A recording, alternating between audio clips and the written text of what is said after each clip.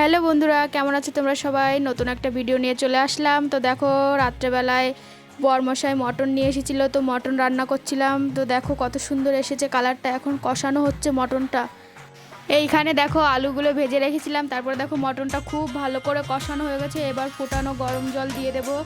ফোটানো গরম জল দিলে কি হয়, টেস্টটা খুব সুন্দর হয় খেতে।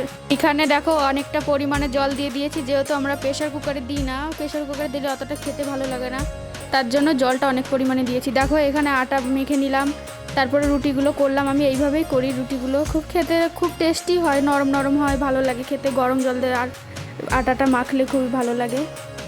তারপরে এখানে দেখো বরমশাইকে খেতে দিয়ে দিয়েছি, বলছিল খুব টেস্টি হয়েছে, খুবই ভালো হয়েছে, তুমি খুব ভালো রান্না করতে পারো, পুরো আমার মায়ের মতো রান্না করো, এরকম বলছিল খেতে খেতে। তো আমারও খুব ভালো লাগে রান্না করার পর যদি কেউ এরকম প্রশংসা করে, তো রান্নার প্রতি আরও আগ্রহটা বেশি হয়। তো বরমশাইকে খেতে দেওয়ার পরে মেয়েকেও খাইয়ে দিয়েছিলাম, তারপরে এখানে আমিও খেয়ে নিয়েছি। তো সত্যি খুব টেস্টি হয়েছিল মাংসটা খেতে। টাটা, বাই, নেক্সট ভিডিওতে দেখা হবে আবার।